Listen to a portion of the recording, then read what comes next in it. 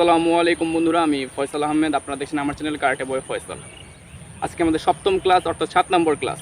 তো আজকে আমরা জানবো পিছন থেকে যদি আমাকে এখানে ঘাড়ে ব্লক দিয়ে ধরে, সেখান থেকে আমরা কীভাবে বাঁচবো।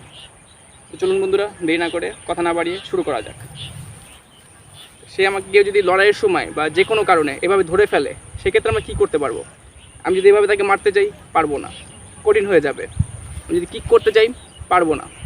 এই জন্য আমাকে করতে হবে কি জানেন বন্ধুরা, হাঁটু গেড়ে বসে পড়তে হবে। সে যত শক্তিশালী মানুষ হোক না কেন, সে আপনাকে ধরে রাখতে পারবে না। আবার দেখুন বন্ধুরা, সে আমাকে ধরছে, শক্তি দিয়ে ধরে রাখলেও আমি যদি হাঁটু গেড়ে বসে পড়ি, আমি সেখান থেকে ছুটতে পারবো। এরপর আমি এখান থেকে তাকে খুব সহজে একটা কিক করতে পারবো। আমার এখানে দুইটা স্টেপ কাজ করবে। প্রথম, আমাকে হাঁটু গেড়ে বসে পড়তে হবে। দ্বিতীয়, আমার সামনে হাত দুটো সামনে দিয়ে তারপর তাকে তলপেটে একটা কিক করতে হবে। সে খুব সহজেই মাটিতে পড়ে যাবে। তো আরেকটা কৌশল আছে যেটা খুবই একটু কঠিন, তবে যদি আপনি হাত শক্তিশালী হয়, আপনি এই কৌশলটা ব্যবহার করতে পারবেন। আপনি দুইটা বৃদ্ধাঙ্গুলকে এরকম শক্ত করে তার এই পাঁজর আক্রমণ করতে হবে। এই পাঁজর অত্যন্ত দুর্বল জায়গা হয়ে থাকে বন্ধুরা। এখানে যদি আক্রমণ করেন, সে খুব সহজে ধরাশায়ী হয়ে যাবে।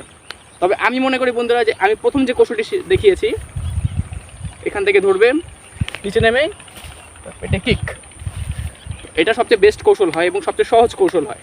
এটা মনে রাখাটাও সহজ এবং আপনারা চাইলে এটা ব্যবহার করতে পারবেন। তো বন্ধুরা, এই ছিল আমাদের আজকের ভিডিওটি যদি ভালো লেগে থাকে অবশ্যই একটি লাইক দিবেন, কমেন্টে জানাবেন আপনার কেমন হয়েছে এবং শেয়ার করতে ভুলবেন না। আর আপনারা যদি আমার চ্যানেল নতুন হয়ে থাকেন, অবশ্যই আমার চ্যানেলটি সাবস্ক্রাইব করবেন, যাতে আমার পরবর্তী ভিডিওগুলো সবার আগে পেতে পারেন। তো বন্ধুরা, আজকের মতো এই পর্যন্তই। ভালো থাকবেন। আসসালামু আলাইকুম।